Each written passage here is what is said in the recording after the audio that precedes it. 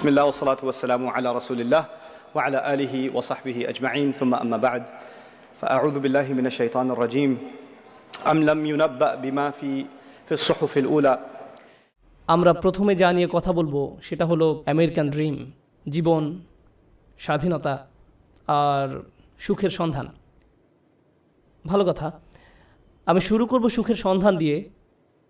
আমি যেটা বলতে চাচ্ছি তা হলো, এটা যদিও চমৎকার একটা উপমা, আর এই জাতির প্রতিষ্ঠাতাদের মনে অবশ্যই ভালো উদ্দেশ্য ছিল, কিন্তু আমি আসলে খুবই অবাক হয়েছি, কারণ কোরআনে সুখের সন্ধান নিয়ে কিছুই বলা হয়নি। কোরআনে সুখের সন্ধান নিয়ে কিছুই বলা হয়নি। খুবই তাজ্জব ব্যাপার। আমি 15 বছর ধরে এটা বুঝতে চেষ্টা করেছি যে কোরআনে কোথায় এই সুখের সন্ধানের কথা বলা হয়েছে। আল্লাহ এই ব্যাপারে কথা বলেননি, কিছুই বলেননি। আর এটা আমাকে ভাবায় যে আধুনিক সভ্যতার জন্য এত গুরুত্বপূর্ণ একটা ব্যাপার, মানুষ সুখী হতে চায়, কিন্তু আল্লাহ এই ব্যাপারে কিছুই বলেননি। কোরআনে এটা বলা নেই কীভাবে সুখের সন্ধান পেতে হবে। আর এটা খুবই আকর্ষণীয় ব্যাপার যে কোরআনের সবচেয়ে বড় যে অনুভূতির কথা বলা হয়েছে তা হলো সন্তুষ্টি। সন্তুষ্ট থাকা, এটাই সব থেকে বড় লক্ষ্য, সুখ নয়। কিন্তু এই দুইটি কিন্তু আলাদা জিনিস। সুখে থাকা আর শান্তিতে থাকা দুটো আলাদা বিষয়। এখন আমি আপনাদেরকে সাইকোলজির ব্যাপারে কিছু বলবো, খুবই আকর্ষণীয় কিছু বিষয়। আর এই তথ্যগুলো আমাদেরকে কোরআনের বাণী বুঝতে আরও বেশি সহায়তা করবে। আর আমার আলোচনার পুরোটাই নিয়ে, আর এই বাণীটি আছে সূরা নজমের মধ্যে, ওয়া আল্লাইসা লিল ইনসানি ইল্লা মা সাআ, এবং মানুষ তাই পায় যা সে করে। এখন আপনারা আমার সাথে থাকার চেষ্টা করুন। সর্বপ্রথম আর সবচেয়ে ছোট যা মানুষ সন্ধান করে, বিশেষ করে তরুণ প্রজন্ম যা চায়, আমি জানি শ্রোতাদের মধ্যে মনে মনে তরুণ লোক আছেন, কিন্তু আমি এখানে যারা বয়সে তরুণ তাদের বলছি। আমি চাই আপনারা এটা বুঝতে পারুন যে সবচেয়ে তুচ্ছ কিছু যখন জীবনে সন্ধান করা হয়, তখনই আসলে সুখের সন্ধান করা হয়। এটা আসলেই সব থেকে তুচ্ছ। আমি বলছি কেন আমার এই ধারণা। যেমন শনিবারে ঘুম থেকে উঠে বাড়ির কাজ করতে ইচ্ছা করে না, তাই 12টা পর্যন্ত ঘুম দিয়ে ওঠেন আপনি। আপনার তখন কী অনুভূতি হয়? আপনি তখন সুখী। সুখী হওয়া আসলে কষ্টের কিছু না। কোনো ছেলে সারা রাত ভিডিও গেমস খেললো, তার মাথা ব্যথা করে, কিন্তু যেহেতু সে গেম শেষ করতে পেরেছে তাই সে সুখী। কেউ কাজে যাওয়ার আগে ফোন পায় যে আজকে আবহাওয়া খারাপ, তাই কাজে যেতে হবে না, এতেই তারা সুখবোধ করে। সুখ পাওয়া খুবই সহজ, বিশেষ করে ছোট জিনিসের ক্ষেত্রে। অবশ্য সম্পর্কের থেকে সুখী হওয়া এর চেয়ে কঠিন। বাবা মাকে সুখী করা, অথবা বাবা মা যেন আমার উপরে খুশি থাকে, এটা করা কঠিন। আর স্ত্রীকে খুশি করা, এটা নিয়ে কথা না বলাই ভালো। আসুন আমরা এটা নিয়ে কথা না বলি। কিন্তু শুধু নিজের জন্য, যেমন আপনি একটা সিনেমা দেখলেন, আপনি এতেই খুশি। অথবা আপনার বন্ধুর সাথে দেখা হলো, আপনি খুশি। আপনি আপনার পছন্দের রেস্টুরেন্টে খেতে গেলেন, আপনি অনেক খুশি। এটা খুব কঠিন কিছু না। কিন্তু এটা যেমন দ্রুত আসে তেমনি দ্রুত চলে যায় এবং আপনার আবার ভালো না লাগা শুরু হয়। আপনি হতাশ হয়ে যান এবং আবার সুখী হওয়ার চেষ্টা করেন। এটা অনেকটাই মাদকাসক্তির মতো, কারণ এটা আপনার সাথে সর্বদা থাকে না।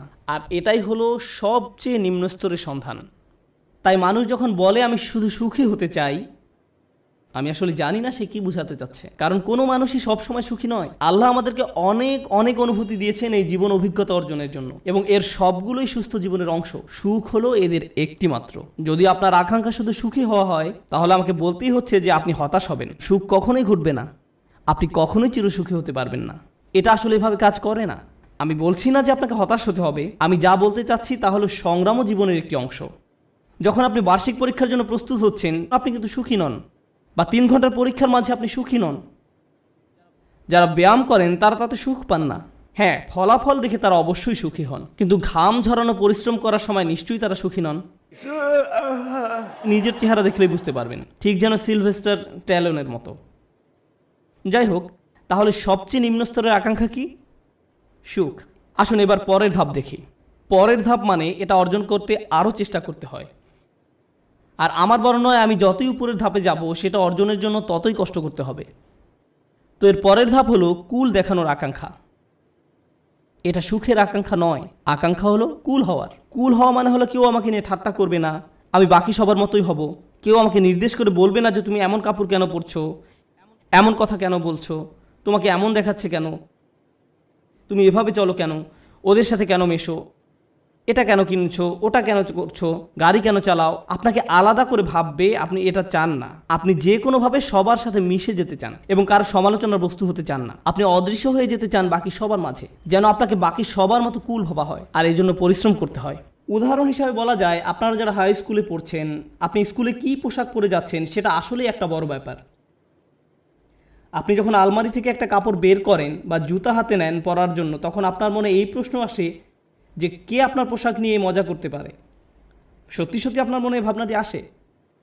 অথবা আপনি যখন কাপড় কিনতে দোকানে যান, আপনার বাবা হয়তো আপনাকে টাকা দিয়েছেন কিছু কেনার জন্য, আপনি যাই কিনেন না কেন, অনেক কিছু কেনার পেছনে একমাত্র কারণ হলো যখন আপনি এইসব পরবেন তখন লোকে কি বলবে। এটাই হলো কুল হওয়ার আকাঙ্ক্ষা। বাদ বাকি 10 জনের মাঝে মিশে যেতে হলে আপনাকে পরিশ্রম করতে হবে। এমন কিছু করা খুব সহজ যাতে মানুষ আপনাকে আজব ভাববে, কিন্তু বাকি সবার মতো চলতে গেলে কিছু কাজ করতেই হবে। অনেক তরুণকে এই জন্য নিজের পছন্দ বাদ দিতে হয়, তাদের এমন অভিনয় করতে হয় যা আসলে তারা নয়। আমি কিছু তরুণকে চিনি, ধরুন 14-15 বছর বয়স। একজনের কথা মনে আছে, সে বেসবল টুপি পরতো কারণ এটা তখন ফ্যাশন ছিল, তার প্যান্ট ঝুলে থাকতো। সে আমার কাছে এসে কান্না শুরু করলো। আমি তার কাছে বসলাম আর সে আমাকে বলল, আমি এমন কাপড় পরতে পছন্দ করি না, আমি এটা ঘৃণা করি, কিন্তু আমি যদি এমন না করি তাহলে বাকিরা আমাকে নিয়ে মজা করে, আমি তাই বাধ্য হয়ে এমন করি। আমি গালি দিতে পছন্দ করি না, কিন্তু প্রায় গালি দেই যখন স্কুলে থাকি, কারণ আমাকে বাকিদের মতো হতে হবে। তাহলে সবচেয়ে তুচ্ছ আকাঙ্ক্ষা হলো সুখের আকাঙ্ক্ষা। এর পরের ধাপ হলো কুল হওয়ার আকাঙ্ক্ষা। এর পরের পর্যায়ে কি? জনপ্রিয় হওয়ার আকাঙ্ক্ষা। আমি সবার মাঝে মিশে যেতে চাই না, আমি সবচেয়ে জনপ্রিয় হতে চাই। আমি এমন হতে চাই যেন সবাই আমার বন্ধু হতে চায়, এমন হতে চাই যেন সবাই লাঞ্চের সময় আমার কথা শোনে। আমি এমন হতে চাই যেন কেউ আমাকে নিয়ে মজা করার আগেই যেন আমি তাদেরকে নিয়ে মজা করতে পারি। আর প্রায় সময় আপনারা দেখবেন যে স্কুলে যেসব বাচ্চারা জনপ্রিয়, তাদের জনপ্রিয়তার কারণ হলো তারা অন্যদেরকে নিয়ে মজা করে, আর সবাই তাদের ভয় পেয়ে তাদের কথা মতো চলে, যেন তারা কেউ পরবর্তী শিকারে পরিণত না হয়। যদিও আমি এখানে অল্প বয়স্কদের কথা বলছি, কিন্তু এমনটা প্রাপ্তবয়স্কদের ক্ষেত্রেও হয়, অবশ্যই হয়। আমাদের আঙ্কেল আন্টিদের ক্ষেত্রেও হয়ে থাকে, কোনো সন্দেহ নেই। জনপ্রিয়তার মানে হলো আমি চাই সবাই আমাকে নিয়ে কথা বলুক, আমি সবার মনোযোগের কেন্দ্রে থাকতে চাই, আমি চাই সবাই আমাকে নিয়ে মন্তব্য করুক। আমি কোনো ছবি পোস্ট করব, টুইট করব, ভিডিও বানাবো, যা কিছুই করি মানুষ যেন আমাকে নিয়ে কথা বলে। যখন আমাকে নিয়ে কথা বলা কমে যাবে তখন আমাকে নতুন কিছু আবার করতে হবে যেন মানুষ আমাকে নিয়ে মেতে থাকে। জনপ্রিয়তার আকাঙ্ক্ষা খুবই আজব একটি জিনিস, কারণ এর কারণে মানুষ নিজেই নিজের অপমান করে।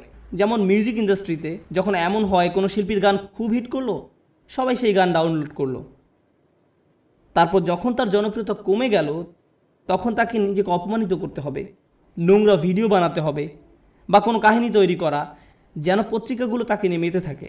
অন্তত সেখানে জনপ্রিয়তা থাকবে, কারণ তারা নিজের গুণের কারণে আর জনপ্রিয়তা পাচ্ছে না, তাদের পরের গানগুলো বা ভিডিওগুলো আগের মতো বিক্রি হচ্ছে না। এটাই হলো জনপ্রিয়তার আকাঙ্ক্ষা। জনপ্রিয় হওয়ার জন্য পরিশ্রম করতে হয়, টাকা পয়সা খরচ করতে হয়, সময় দিতে হয়, নিজের ভাবমূর্তির জন্য কাজ করতে হয়, আর ভাবমূর্তি রক্ষা করাই তখন সবচেয়ে গুরুত্বপূর্ণ হয়ে যায়। সমাজে অবস্থান ধরে রাখাই তখন মুখ্য হয়ে দাঁড়ায়। এটা হলো পরের পর্যায়, কিন্তু এর উপরে আরও ধাপ আছে। এরপর এর উপরে রয়েছে আর এক ধরনের প্রচেষ্টা, সেটা হলো সম্মানের পেছনে ছুটে চলা। কলেজের ছাত্রদের কাছে এটা বেশি গুরুত্বপূর্ণ প্রাথমিক বা হাই স্কুলের ছাত্রদের চেয়ে। এইমাত্র আমি কি বললাম? সবার নিচে সুখ, তারপরে কি? কুল, সামাজিকতা, তারপর জনপ্রিয়তা। সম্মান মানে হলো আপনি আপনার নিজের সাথে এমন কিছু যুক্ত করতে চান যেটা অনেক মূল্যবান। আপনি মানুষকে বলতে চান, জানো আমি হার্ভার্ডে গিয়েছিলাম। আপনি তাদের বলেন না যে আপনি সেখানে সাপ্তাহিক ছুটি কাটাতে গিয়েছিলেন, আপনার বন্ধুর সাথে দেখা করতে গিয়েছিলেন, কিন্তু আপনি আপনার নিজের নামের সাথে একই বাক্যে হার্ভার্ড শব্দটা ব্যবহার করতে ভালোবাসেন। সত্যি কথা হলো, আপনি যদি হার্ভার্ডের নবীন ছাত্র হন, আপনি কি অর্জন করেছেন? কিছুই না। আপনি শুধু সেই ভার্সিটিতে পড়েন, কিন্তু আপনি নিজের নামের সাথে একটা সম্মানিত প্রতিষ্ঠানের নাম যোগ করতে পছন্দ করেন। নিজের নামের সাথে একটা মর্যাদাপূর্ণ ব্র্যান্ডের নাম যুক্ত করতে আপনার ভালো লাগে। আপনার নির্দিষ্ট ব্র্যান্ডের পোশাক পরতে ভালো লাগে, এবং যদি ব্র্যান্ডের লেবেল দেখা না যায়, আপনি অন্য মানুষের সাথে এমনভাবে কথা বলেন যেন তারা বাধ্য হয়ে প্রশ্ন করে আপনি এটা কোথা থেকে কিনেছেন। আপনি যেন বলতে পারেন যে এটা আরমানি ব্র্যান্ড বা এটা কিছু একটা, কারণ আপনি চান নিজের নামের সাথে সেই ব্র্যান্ডের নাম যুক্ত করতে। নতুন কোনো ব্র্যান্ডের গাড়ি বাজারে আসলে কোন গাড়ি আপনি চালাচ্ছেন, কোন ধরনের পোশাক আপনি পরছেন, কোন ধরনের মানুষের সাথে আপনি মিশছেন। সেলফি এজন্য তোলে না যেন আপনি তাদের মনে রাখতে পারেন, আপনি এজন্য সেলফি তোলেন যেন ছবিটা পোস্ট করতে পারেন, যেন অন্য মানুষ আপনাকে বেশি গুরুত্বপূর্ণ ভাবে, কারণ আপনি সেই বিশেষ ব্যক্তির পাশে দাঁড়িয়ে আছেন। এটা সম্মানের একটা ব্যাপার হয়ে দাঁড়ায়। ছবি তোলা যদি শুধু আপনার জন্য হয় তো দারুণ ব্যাপার, কিন্তু এটা আসলে অন্য মানুষদের জানানো যে আপনি কতটা অসাম, অন্যদের সাথে মিলে কোনো কিছু অর্জন করতে পারার জন্য নয়। কিন্তু মুসলিম সমাজে অন্য এক ধরনের মর্যাদা আমাদের বাবা মারা অনেক সময় পান, আর তা হলো তারা তাদের সন্তানকে হাফেজ বানাতে চান, সন্তানকে হাফেজ বানাতে চান। এবং ডাক্তার। আর যদি হয় হাফেজ ডাক্তার তাহলে তো কথাই নেই, তারা দিন ও দুনিয়া দুটোই পেয়ে গেছে। রব্বানা আতিনা ফিদ দুনিয়া হাসানা ওয়া ফিল আখিরাতি হাসানা, কাজ এখানেই হয়ে গেছে। কিন্তু তারা মানুষকে বলতে পছন্দ করে যে জানো সে একজন হাফেজ। কিন্তু দুর্ভাগ্যবশত এর জন্য আপনি আপনার সন্তানকে কোরআনে হাফেজ বানাননি। কিন্তু এমনটাই ঘটে থাকে। আমরা এখন কোন পর্যায়ে আছি? সম্মান। এটা অনেক বড় ব্যাপার হবে যখন আপনি আপনার প্রথম চাকরিটা পাবেন, হয়তো মাইক্রোসফট বা অন্য কোথাও, কে জানে। ধরেন আপনি বড় কোথাও চাকরি পেলেন, হয়তো গুগলে। তারা আপনাকে আপনার ব্যাজ দিবে, যেটা আপনি মসজিদেও পরে আসেন। যেন কেউ প্রশ্ন করে যে তুমি কি অনেক বেশি গুগল ব্যবহার করো যে তারা তোমাকে একটা বিশেষ ব্যাজ দিয়েছে, আর আপনি তখন বলার সুযোগ পান না না আমার সেখানে চাকরি হয়েছে। আপনি মানুষকে জানাতে চান যে আপনি কি অর্জন করেছেন। তাফাখুরুম বাইনাকুম, কোরআনে এটাকে এভাবেই বলা হয়েছে। অন্যদের দেখানোর ইচ্ছা যে আপনার কি মর্যাদা আছে। যাই হোক, আমি আবার একদম নিচ থেকে শুরু করতে চাই। প্রথমে কি ছিল? সুখ। দ্বিতীয়, সামাজিকতা। কুল। তৃতীয়, জনপ্রিয়তা। চতুর্থ, সম্মান। তার উপরে টাকার পিছনে ছুটে চলা। কিছু মানুষ আছে যারা সুখকে পাত্তা দেয় না, তারা সামাজিকতার কথা ভাবে না, তারা জনপ্রিয়তা চায় না, এমনকি সম্মানও নয়। একটা জিনিসকেই তারা গুরুত্ব দেয়, আর সেটা হলো টাকা। তারা জানে কিভাবে অনেক টাকা উপার্জন করতে হয়।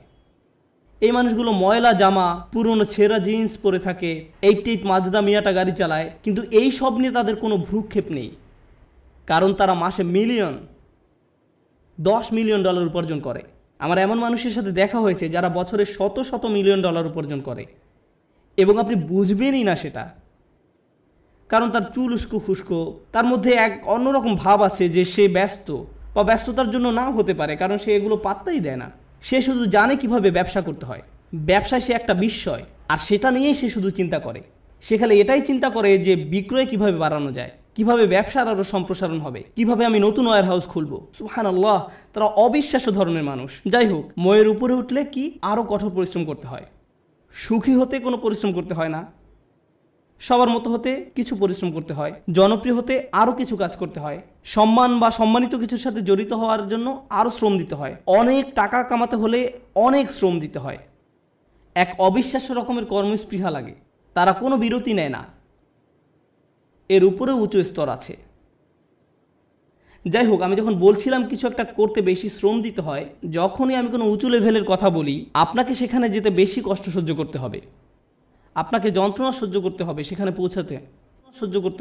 পৌঁছাতে।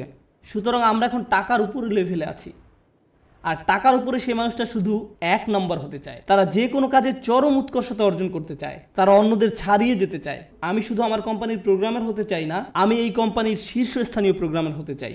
আমি শুধু এই ক্লাসের ছাত্রই হতে চাই না, আমি 1 নম্বর হতে চাই। আমি শুধু এসএটি পরীক্ষায় বেশি নম্বর পেতে চাই না, আমি সর্বোচ্চ নম্বর পেতে চাই। আমি শুধু বাস্কেটবল খেলোয়াড় হতে চাই না, আমি NBA-তে যেতে চাই, আর আমি MVP হতে চাই। কখনোই খুশি হতে পারে না। তারা শুধু নিজেদেরকে আরো কঠোর পরিশ্রম প্রচেষ্টা চালাতেই থাকে, তারপরেও তারা নিজেদেরকে নিয়ে সন্তুষ্ট হতে পারে না।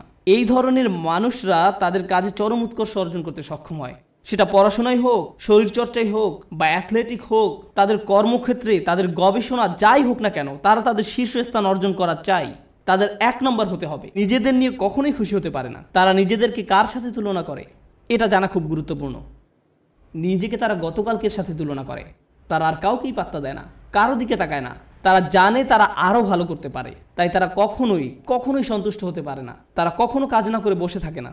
তারা সব সময় বলতে থাকে আমাকে আরও কাজ করতে হবে। অন্য সবাই হয়তো বলবে আপনি সত্যিই বিস্ময়কর, কি চমৎকার কাজ করেছেন আপনি, তো তাতে কি, আমি জানি এর চেয়েও ভালো করার ক্ষমতা আমার আছে। তাই তারা মানুষের প্রশংসা, সুনাম কিছুকেই গুরুত্ব দেয় না। যারা ভাবে যে তারা আসলে দারুণ কাজ করছে, কিছুকেই গুরুত্ব দেয় না। তারা চেষ্টা করেই যায়। আর এমন একটা উদাহরণ হলো মাইকেল ফেলপস, ঠিক কিনা? কত মানুষ তার প্রশংসা করেছে সব রেকর্ড ভেঙে ফেলার জন্য। কিন্তু আপনার কি ধারণা যে সে বসে ভাবছে আমি তো রেকর্ড ভেঙেছি, এখন আমার সম্মান আছে, তাই আমি এখন কিছুটা অবসর নিতে পারি? সে কি অর্জনের চেষ্টা করেছে? উৎকর্ষতা। তাই সে কখনোই সন্তুষ্ট হতে পারবে না, সে চেষ্টা করতেই থাকবে মেশিনের মতো, সামনে যেতেই থাকবে যেতেই থাকবে আরও দ্রুত গতিতে। এমন মানুষ দুনিয়াতে খুব কমই আছে, খুবই কম। অনেকেই এখানে বসে আছেন যারা স্কুলে পাশ করার গ্রেড পেলেই খুশি, তখনই তারা সুখের খোঁজে প্লে স্টেশন নিয়ে খেলতে বসে যায়। আবার এমনও মানুষ আছে যারা 99 পেলেও নিজের উপর অসন্তুষ্ট হয়, কিভাবে আমি এই ভুলটা করলাম। এমনটা সাধারণত ছেলেরা করে না, মেয়েরা করে। উৎকর্ষতা অর্জনের ব্যাপারে কথা বলতে বলতে আরও একটা কথা বলতে চাই, যে আমি জীবিকা অর্জনের জন্য কি করি। আমার সত্যিকার অর্থে কোনো চাকরি নেই, কিন্তু আমার ক্যারিয়ারের একটা অংশ হলো যে আমি কম বয়স্ক ছেলে মেয়েদেরকে আরবি শেখাই। এটা একটা বেশ ইন্টেন্সিভ প্রোগ্রাম। তাদের আরবি কিছুটা শেখাতে 9 মাস লেগে যায়। ক্লাসের অর্ধেক থাকে ছেলে আর অর্ধেক মেয়ে, 30 জন ছেলে 30 জন মেয়ে। মেয়েরা গত 5 বছর ধরেই পরীক্ষায় ছেলেদের চেয়ে অনেক ভালো নাম্বার পেয়েছে, খুবই ভালো করেছে তারা। কিন্তু ছেলেরা ক্রমাগতভাবেই খুশি। মেয়েরা সবসময় মন খারাপ করে থাকে, আমাকে বলে উস্তাদ আমি জানি আমি 100 পেয়েছি, কিন্তু আমি নিশ্চিত নই যে আমি ঠিকমতো বুঝতে পেরেছি কিনা। এদিকে এক ছেলে 25 নম্বর পেয়েছে আর সে বলছে ওকে ওকে আমি বুঝতে পেরেছি। আমি পুরোপুরি ভিন্ন প্রজাতির মানুষদের সাথে কাজ করছি একই ক্লাসরুমের মধ্যে, তাদের পুরোপুরি ভিন্ন মন মানসিকতা। তাই আমার ছেলেদের বলতে হয় যে মন দাও, অপদার্থ কোথাকার, তুমি বোঝোনি, কিছু কাজ করো। আর এদিকে মেয়েদেরকে আমার বলতে হয় শান্ত হ, তুমি ঠিকই বুঝতে পেরেছো। আমি তো ছেলেদেরকে বলতে পারি না হালকাভাবে নিতে, কারণ এর চেয়ে বেশি হালকাভাবে নেওয়া যায় না, এটা সম্ভব নয়। সুতরাং আমরা কোথায় পৌঁছেছি, কি নিয়ে কথা বলছিলাম? ও ঠিক আছে, আমাকে একটু সাহায্য করুন। একদম নিচ থেকে আবার শুরু করতে চাই। সুখ, সামাজিকতা, জনপ্রিয়তা, সম্মান, টাকা, উৎকর্ষ। উৎকর্ষের উপর কি থাকতে পারে? উৎকর্ষের উপরেও একটা কিছু আছে, আর সেটা হলো প্রভাব। আমি কি পেলাম সেটা গুরুত্বপূর্ণ নয়। আমি গুরুত্ব দেই না যদি আমি অন্যদের চেয়ে বেশি টাকা উপার্জন করি। আমি পাত্তা দেই না যদিও আমি 1 নম্বর। আমার কাছে সেটা গুরুত্বপূর্ণ নয়। আমি অন্যদের জন্য কিছু করতে চাই, আমি একটা উত্তরাধিকার রেখে যেতে চাই। যখন আমি চলে যাব দুনিয়ার বুকে আমি আমার চিহ্ন রেখে যেতে চাই, যে আমি কিছু একটা করেছি যেটা এই জায়গাটাকে অন্যদের জন্য আরও ভালো জায়গায় পরিণত করেছে। আমি প্রভাব বিস্তারকারী ব্যক্তি হতে চাই অন্য জিনিসের উপরে এবং অন্য মানুষের উপরে, আমার চারপাশের পরিবেশের উপরে। আমরা এখন অমুসলিমদের কথা বলছি, আমরা এখনো বিশ্বাসীদের কথা বলছি না। আমরা জানি এমন মানুষ আছে যারা MBA শেষ করেছে সবচেয়ে ভালো ভার্সিটি থেকে, যারা হয়তো লাখ টাকা স্যালারি পেতে পারতো ভার্সিটি থেকে বের হয়ে, তারা সেই বেতন ত্যাগ করে এমন প্রতিষ্ঠানে যোগ দিচ্ছে যারা সামাজিক দায়বদ্ধতার জন্য কাজ করে। তারা অনেক কম বেতন নিচ্ছে কারণ তারা টাকায় বিশ্বাস করে না, তারা অনেক বেশি প্রভাবের উপর বিশ্বাস করে। তাই তারা বরঞ্চ এমন প্রতিষ্ঠানের সাথে কাজ করছে যারা শিক্ষা পদ্ধতিকে পুনর্গঠন করতে সাহায্য করছে। বা কোনো ডাক্তার যে হয়তো অনেক টাকা উপার্জন করতে পারতো, যে রেসিডেন্সি শেষ করে কাজে যোগদান করতে প্রস্তুত, সেই সময় সিদ্ধান্ত নিল যে সে 3 বছর ডক্টরস উইদাউট বর্ডার্স NGO-তে কাটাবে। আপনি এমনটা শুনেছেন কখনো? আপনার জীবনের ঝুঁকি থাকে এদের সাথে কাজ করতে। যুদ্ধ বিধ্বস্ত অঞ্চলেরা মানবিক কাজ করে। কিন্তু কেন এই ছেলেটা যাচ্ছে, কেন এই মেয়েটা যাচ্ছে? কারণ পয়সা আসা শুরু করলে আমি কোন ধরনের গাড়ি কিনবো সেটা নিয়ে দুশ্চিন্তা না করে সে বেশি চিন্তিত পৃথিবীতে সে কি প্রভাব রেখে যেতে পারবে সেটা নিয়ে। তারা সাহায্য করতে চায়, তারা ভালো কিছু করতে চায়। আর এই ধরনের নিঃস্বার্থপরতা খুব কম মানুষেরই থাকে। এই মইয়ের যত উপরে আমরা যাই ততই কম মানুষ আপনি পাবেন। আর তারা বিস্ময়কর মানুষ। তারাই হচ্ছেন সেই মানুষ যারা দুনিয়ায় পরিবর্তন এনেছে। চিন্তা করুন নেলসন ম্যান্ডেলা বা তার মতো কেউ, এমন মানুষ যাদের জেলে যেতে হয়েছে কারণ তারা কোনো কিছুতে বিশ্বাস করতেন, কারণ তারা প্রভাবে বিশ্বাস করতেন, তারা নিজের চেয়েও বেশি কিছু করতে চান, তারা বৃহৎ স্বার্থে নিজেদের বলি দিয়েছেন, তারা নিজেদের কথা চিন্তাই করেননি, তারা কোনো এক উদ্দেশ্যের দাস। আর তাই এই মানুষগুলো হলো সেই মানুষ যারা প্রভাবের জন্য কাজ করে। তারা উৎকর্ষ সাধনকারীদের চেয়েও অনেক উপরে। উৎকর্ষ এই মানুষগুলোর জন্য স্বয়ংক্রিয়ভাবেই চলে আসে। উৎকর্ষ সাধন করা তাদের লক্ষ্য নয়, এটা উপজাত হিসেবেই আসে। কেন জানেন? কারণ যদি আপনি সেরকম প্রভাব রাখতে চান, আপনাকে অনবরত চেষ্টা করেই যেতে হবে। আপনি হয়তো ভাবতে পারেন যে প্রভাব সৃষ্টি এটাই হয়তো সর্বোচ্চ শিখর, কিন্তু না, এর থেকেও বড় কিছু আছে। এর উপরে আছে চূড়ান্ত সত্য। কেউ কেউ ন্যায়ের খোঁজ করে, কেউ কেউ সত্যের খোঁজ করে, কেউ কেউ আদর্শের খোঁজ করে। যারা ন্যায় বিশ্বাস করে, আর ন্যায় এমন একটা জিনিস সেটা আপনি পরিপূর্ণভাবে দুনিয়াতে দেখবেন না, দেখবেন, কিন্তু তারা এর পরোয়া করে না, তারা এটার জন্যই কাজ করেন। ও আরেকটি ব্যাপার, যখন আপনি এমন কিছু করতে চান যেটার দুনিয়াতে কোনো নজির নেই, তখন সেটা করাটাই সবচেয়ে কঠিন কাজ। তখন যদি আপনি সামান্য একটু পরিবর্তন দেখেন, তাতেও আপনি উদ্দীপ্ত হয়ে যান, আপনি অনুপ্রাণিত হন এবং এটি আপনাকে আরও সামনের দিকে এগিয়ে নিয়ে যায়। কিন্তু আপনি যখন এমন একটা আদর্শের জন্য কাজ করবেন, ন্যায়ের জন্য, আপনি হয়তো ন্যায় কখনোই দেখবেন না, কখনোই দেখবেন না। এই লোকেরা কেমন করে নিজেদেরকে অনুপ্রেরণা দিবে যখন তারা এমন কিছুর জন্য কাজ করে যেটা দেখা যাচ্ছে না? এরাই হচ্ছে সবচেয়ে অসাধারণ, সবচেয়ে সহনশীল ব্যক্তি। একবার তারা একটা আদর্শের পিছনে পড়লো, সবাই তাকে পাগল ভাবলো, কিন্তু তার কিছু এসে যায় না, তারা এগিয়েই চলেন। তাই এখন আমি শুরু করতে চাচ্ছি একদম সর্বোচ্চটা দিয়ে, যেটা হলো সত্যের খোঁজ। প্রসঙ্গত বলে রাখি যে আমাদের সকল নবী আলাইহিস সালামের পথই ছিল সত্যের অন্বেষণ, সত্যের অন্বেষণ। তারা মানুষের সাথে সত্যটা শেয়ার করতে আগ্রহী ছিলেন। এবং অনেক সময়ই রাসূলুল্লাহ সাল্লাল্লাহু আলাইহি ওয়াসাল্লাম হাদিস থেকে আমরা জানি কিয়ামতের দিন অনেকেই, মানে অনেক নবী আল্লাহর সামনে দাঁড়াবেন যাদের পেছনে কোনো অনুসারীই থাকবে না, একজন অনুসারীও নয়, এক বা দুই না, একেবারে শূন্য, শূন্য। তাদের লক্ষ্যটা কি ছিল? সত্য। তাদের প্রভাব কতটুকু ছিল? শূন্য। কিন্তু আল্লাহর দৃষ্টিতে তারা পুরোপুরি সফল। হ্যাঁ নাকি না? হ্যাঁ। এখন আমাদেরকে একটা জিনিস বুঝতে হবে, আমরা আবার এই শ্রেণী বিভাগেই যাচ্ছি, কিন্তু আমি শুধু শেষের 4টার উপরে ফোকাস করছি, অথবা হয়তো শেষ 5টার উপরে। প্রথমে কথা বলি উৎকর্ষ। আপনি যখন উৎকর্ষের খোঁজ করেন, তখন আপনি কাকে নিয়ে কখনো সন্তুষ্ট থাকেন না? নিজেকে নিয়ে। প্রশ্ন হলো, কেন আপনি নিজেকে নিয়ে সন্তুষ্ট নন? কারণ আপনি নিজেকে শুধু উন্নতিই করতে চান? না, এটা কারণ নয়। যদি আপনি ইসলামের দৃষ্টিকোণ থেকে আলোচনা করেন, আপনি নিজেকে নিয়ে সন্তুষ্ট নন এই কারণে যে আপনার প্রত্যেকেরই প্রভাব সৃষ্টির চেষ্টা করার কথা ছিল। আপনার নিজেকে নয়, বরং অন্যকে নিয়ে চিন্তা করার কথা ছিল। আর এই কারণে আপনি নিজেকে নিয়ে সন্তুষ্ট হতেন না। আপনি যা ভাবছেন, আল্লাহ আসলে আপনার উপর তার থেকেও বেশি দায়িত্ব দিয়েছেন। আমি চাই যে আপনারা দুটো জিনিস নিয়ে চিন্তা করুন। এটা কোরআনের একটি অন্যতম শক্তিশালী বক্তব্য। যেহেতু এটা পরিষ্কারভাবে অনুবাদ করা হয়নি, তাই অনেক সমস্যা সৃষ্টি করে। লা ইউকাল্লিফুল্লাহু নাফসান ইল্লা উসআহা। আল্লাহ কোনো ব্যক্তির উপরই বোঝা দেন না। এখন যেই অংশটা আসছে সেটা হচ্ছে দুর্বল অনুবাদ, তাদের সাধ্যের অতিরিক্ত। আল্লাহ আপনার উপর সেই বোঝা চাপাবেন না যা আপনি বহন করতে পারবেন না। এই অনুবাদের জন্য আরবিটা হওয়া দরকার ছিল লা ইউকাল্লিফুল্লাহু নাফসান ইল্লা বিউসইহা। তাদের সাধ্য পর্যন্ত বোঝাতে সেখানে একটা বা থাকার কথা ছিল, কিন্তু শব্দটা হচ্ছে ইল্লা উসআহা, অর্থাৎ কাল্লাফাল্লাহু উসআনা। অর্থটি এখন পুরোই পরিবর্তিত হয়ে গেছে। প্রচলিত অনুবাদটা একদম ন্যূনতম অর্থ প্রকাশ করে, কিন্তু আপনি জানেন এই আয়াতের সত্যিকার অর্থ কি? আপনার মাঝে যে সম্ভাবনা আছে তার অতিরিক্ত কোনো কিছুর বোঝা আল্লাহ আপনাকে দেননি। ভেবে দেখুন আমি কি বলছি। আল্লাহ আপনাকে এমন কিছু বোঝা দেননি যেটা আপনার মাঝে যেই সম্ভাবনা আছে তার অতিরিক্ত।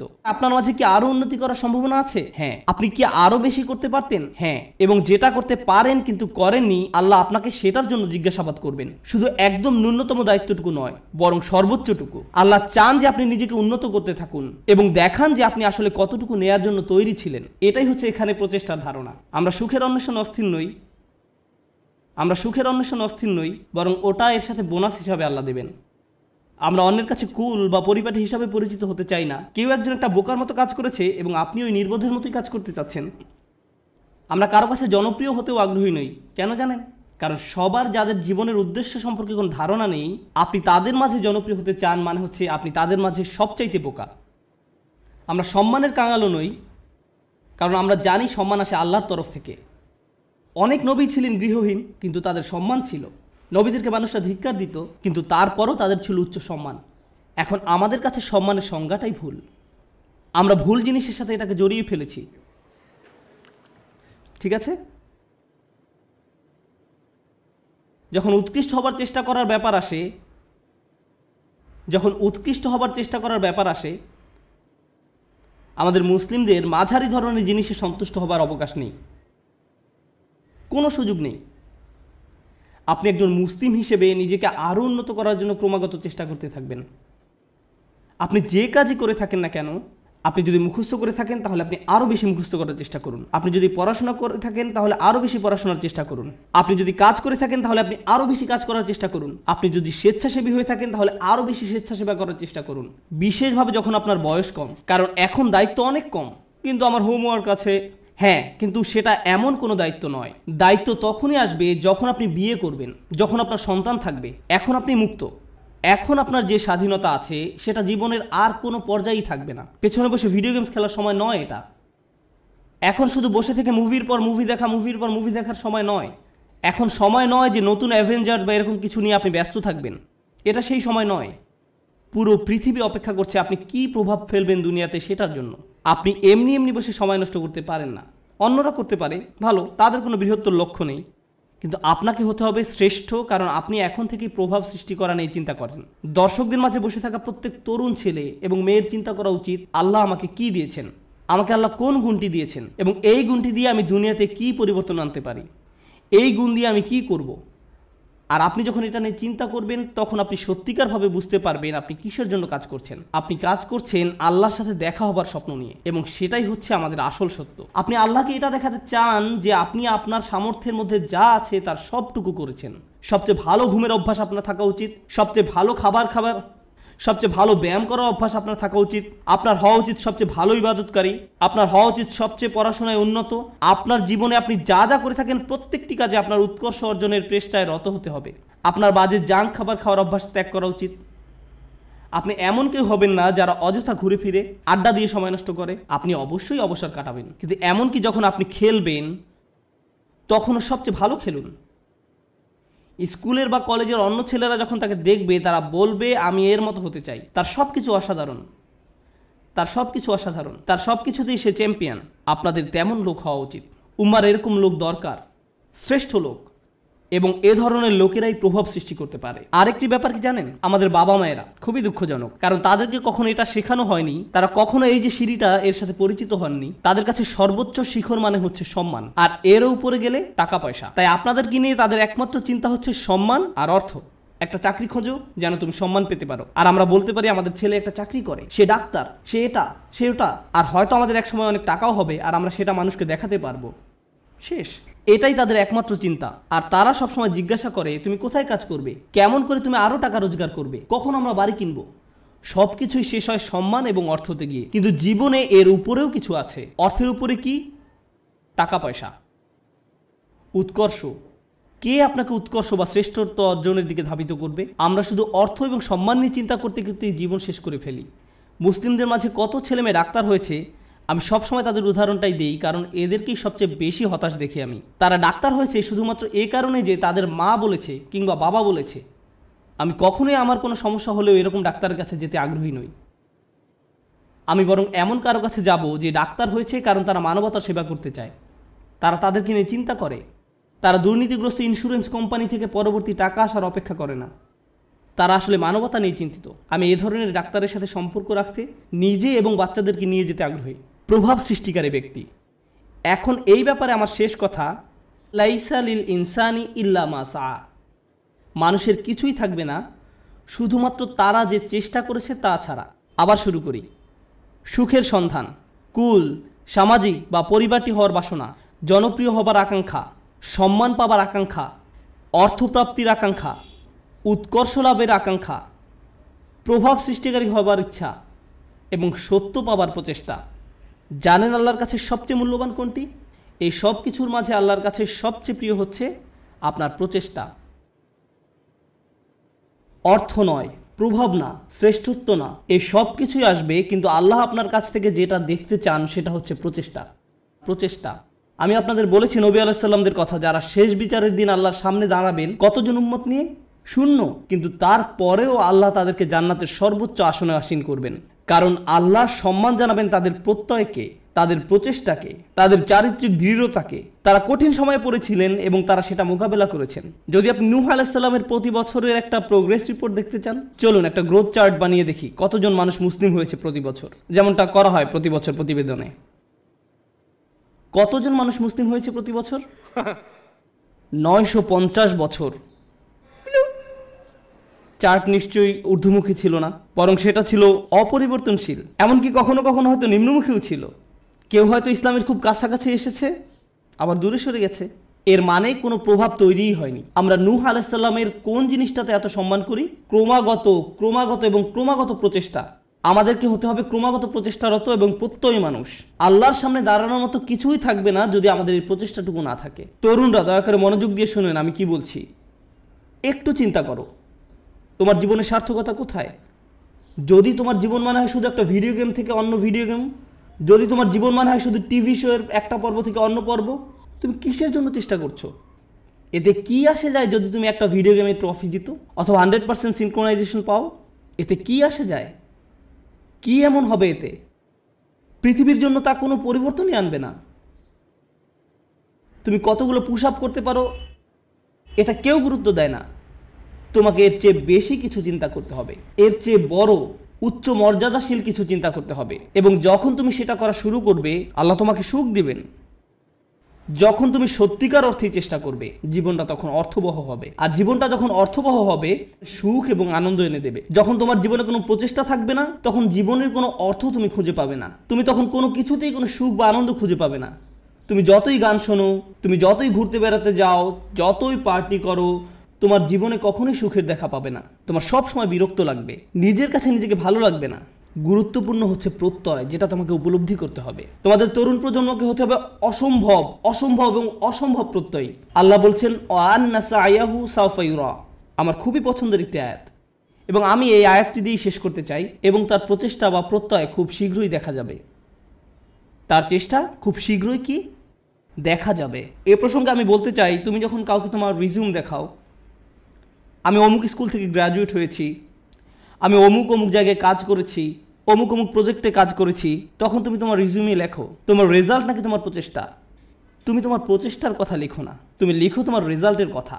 তুমি লেখো না যে তুমি আসলে অনেক কঠোর পরিশ্রম করেছো ফাইনাল সেমিস্টারে এবং পরীক্ষাটা দিতে গিয়ে অর্ধমিত হয়ে গিয়েছিলে। এগুলো তুমি তোমার সিভিতে লেখো না। তুমি লেখো তুমি অমুক প্রজেক্টে কাজ করেছো, কিন্তু এটা লেখো না যে তোমাকে অনেক অনেক কষ্ট করতে হয়েছে, তাই নয় কি? শুধু তাই নয়, কিছু কিছু সময় তুমি অনেক চেষ্টা করো কিন্তু তুমি পাস করতে পারো না। অথবা এরকম যে তুমি অসম্ভব রকমের চেষ্টা করেছো একটা প্রজেক্টের জন্য, কিন্তু সেটা সফলভাবে শেষ করতে পারোনি। অথবা তুমি তোমার আশানুরূপ গ্রেড পাওনি, যেটা তোমার পাওয়া উচিত ছিল। আমরা মানুষেরা মানুষকে কিসের ভিত্তিতে বিচার করি? আমরা মানুষকে বিচার করি রেজাল্ট দিয়ে। আমার এতে কিছু যায় আসে না যে তুমি কতটা চেষ্টা করেছো, তুমি আমাকে ফলাফল এনে দিতে পারোনি। আমার এতে কিছুই আসে যায় না যে তুমি কতটা চেষ্টা করেছো, তুমি পাস করতে পারোনি, গ্রাজুয়েট হতে পারোনি। বুঝতে পেরেছো ব্যাপারটা? কিন্তু আল্লাহ তোমার বিচার তোমার রেজাল্ট দিয়ে করবেন না। আল্লাহ তোমার বিচার করবেন কিসের ভিত্তিতে? প্রচেষ্টা। আল্লাহ বলছেন এবং তার প্রচেষ্টা, তার অধ্যবসায়গুলো খুব শীঘ্রই দেখা যাবে। এটা একটা অসাধারণ ব্যাপার, কেননা পৃথিবীর বুকে কোনো মানুষই আমার প্রচেষ্টা দেখবে না, কোনো মানুষই আমার প্রচেষ্টা দেখবে না। আমি তোমার প্রচেষ্টা দেখব না, অথবা তুমি আমার প্রচেষ্টা দেখবে না, কিন্তু তিনি হচ্ছেন শুধুমাত্র আল্লাহ, যিনি আমাদের প্রচেষ্টা অধ্যবসায়গুলো দেখবেন। আমরা সবাই দেখি ফলাফল, আমরা হচ্ছি ফলাফল সর্বস্ব মানুষ। আল্লাহ হচ্ছেন বিচারক, যিনি দেখেন প্রচেষ্টা। সুবহানাল্লাহ, কতই না মহান আমাদের প্রভু। কেউ তোমার প্রচেষ্টার মূল্য দিবে না এক আল্লাহ ছাড়া, সুতরাং কখনোই তোমার প্রচেষ্টাকে খাটো করে দেখবে না। মানুষ হয়তো মূল্য দিচ্ছে না তুমি যে কাজগুলো করছো, এবং তুমিও সাথে সাথে ভাবতে শুরু করে দাও যে এগুলোর আসলেই কোনো মূল্য নেই। কিন্তু মনে রেখো, এটা মূল্যবান আল্লাহর কাছে। আল্লাহর কাছে এটা অত্যন্ত মূল্যবান। আজকের আলোচনা ওই অংশটা বিশেষভাবে বোনদের জন্য ছিল, কারণ তারা কঠোর পরিশ্রম করে এবং তাদের মনে হয় এই চেষ্টায় কোনোভাবেই কিছু হবার নয়। ছেলেরা এমন নয়, কারণ ছেলেরা কোনো খাটুনি করে না এবং তারা মনে করে যে আমি অনেক করেছি, আমি কত কঠোর চেষ্টা করেছি। ছেলেরা নিজেদের সাথে মিথ্যাচার বন্ধ করো। তোমাদের নিজেদের এটা বলা বন্ধ করতে হবে যে তুমি যথেষ্ট করেছো। তোমার অলসতা দূর করতে হবে। ভাইয়েরা, শয়তান তোমাদের ধ্বংস করে দিচ্ছে, সে তোমাদের ধ্বংস করছে। তোমরা এত অলস। নিজেদের কাছে যুক্তি দেওয়া বন্ধ করো এবং কাজ করো, বেশি করে কাজ করো, আবেদন করতে থাকো, করতেই থাকো, অন্যদের সাথে এই ব্যাপারে কথা বলতে থাকো, নেটওয়ার্কিং করো। থেমে যেয়ে বলো না যে আমি সব রকম চেষ্টা করেছি তারপর ফল পাইনি। না, তুমি সব রকমের চেষ্টা করোনি। উদ্যম হারিও না। এটা করা তোমাদের শিখতে হবে। তোমরা তোমাদের বোনদের কাছ থেকে শিখো। তারা হলো একটু অপেক্ষা করো, আমি তোমাদের ব্যাপারেও বলবো। কিছুক্ষণ পরেই তোমরা আর খুশি হবে না। তোমাদের সমস্যা কি জানো? সুখের সন্ধানের কথা এখন ভুলে যাও। তোমাদের সমস্যা হলো তোমরা সর্বদা নিজেদের ব্যাপারে অনিশ্চিত। তোমরা সবসময় ভাবছো আমি যথেষ্ট নই বা আমি হিসেবের মধ্যেই নেই। হাততালি থামাও। তোমাদের ব্যাপারগুলো সহজভাবে নিতে হবে। তোমাদেরকে বলছি না, তোমাদের এমনিতেই সব কিছু যথেষ্ট, হালকাভাবে নাও। মাশাআল্লাহ, মাশাআল্লাহ। অপরপক্ষে তোমাদের শান্ত হওয়া দরকার। আমার এমন বন্ধুদের সাথে দেখা হয়েছে যারা ইসলাম নিয়ে পড়াশোনা করছে, তারা কোরআন শিক্ষা করছে, কিন্তু আমার এখনো সব শব্দ শেখা হয় নাই। হ্যাঁ ঠিক আছে, ঠিক আছে আন্টি, শান্ত হন। আপনার সব মুখস্থ হয়নি। আল্লাহ আপনাদের ফলাফলে আগ্রহী নয়। তিনি কিসের প্রতি আগ্রহী? তিনি আগ্রহী আপনার প্রচেষ্টায়। আপনার প্রচেষ্টায় ফলাফল নিয়ে উদ্বিগ্ন হওয়া বন্ধ করুন। আপনি আবার ফল নিয়ে খুব দুশ্চিন্তা করবেন না। আপনি এখনো যা জানেন না, যেটা এখনো অর্জন করতে পারেন নাই, সেটা নিয়ে আপনি বড্ড বেশি ভাবেন। অর্জন নিয়ে চিন্তা করা বন্ধ করুন এবং আন্তরিক, অকৃত্রিম, সর্বোচ্চ যতখানি সম্ভব চেষ্টা করে যায়। আমি বলছি এমনটা করলে আল্লাহর কাছ থেকে ফলাফল আসবেই, কিন্তু সেটা তার সময়সূচি অনুযায়ী আসবে, আপনার নয়। দুইজন মানুষ একদম একই পরিমাণে চেষ্টা করবে, কোনো একজন দেখা যাবে তার চেষ্টার ফলাফল নগদে পেয়ে যাবে এবং কাউকে বছরের পর বছর অপেক্ষা করতে হবে সমানভাবে ফল পাওয়ার জন্য। এটা আল্লাহর হাতে। এজন্য আপনি বলতে পারেন না সে তো অনেক সুফল পেয়ে গেল আর আমি কিছুই পেলাম না, আমরা তো একই রকমের চেষ্টা করলাম। এটা ঠিক না, না না না, এটা পুরোপুরি অন্যায্য। কারণ সেই হিসেব আল্লাহর কাছে ন্যস্ত এবং আল্লাহ শুধু এটাই দেখতে চেয়েছেন যে আপনি কতটা চেষ্টা করেন। ধরুন দুজন মানুষ একদম একই পরীক্ষা দিল। আমার ক্লাসে এমনটা ঘটেছিল, তারা একদম একই পরীক্ষা দেয়। একজন অনেক বেশি পরিশ্রম করে, সে দিন রাত সারাক্ষণ পড়াশোনা করে। এই প্রোগ্রামে আসার আগে সে আমার বন্ধু ছিল, আমরা দুজন বন্ধু ছিলাম। আমি এখন তার শিক্ষক এবং আমি তাকে বলছি যে চলো ঘুরতে যাই। না, আমাকে পড়তে হবে। আমি তোমার শিক্ষক? না না, আমাকে পড়তে হবে, পরীক্ষা আছে। আমি তোমার পরীক্ষা সহজ করে নিব, আমি তোমাকে অতিরিক্ত ক্রেডিট দিব। না, আমার পড়া আছে। এই মানুষটা দিন রাত পড়াশোনা করে। আমি জানি যে সে কি পরিমাণ চেষ্টা করলো, তার প্রচেষ্টার কথা আমি জানি। কিন্তু জানেন, সে তার ক্যারিয়ারে খুব উজ্জ্বল, ব্যবসায় এত দক্ষ, পেশাগতভাবে ভীষণ চটপটে ছিল। কিন্তু ব্যাপারটা এমন যেন আল্লাহ তাকে আরবি শেখার জন্য তৈরি করেনি। সে যত বেশি শিখুক না কেন, সে বেশি নম্বর তুলতে পারতো না।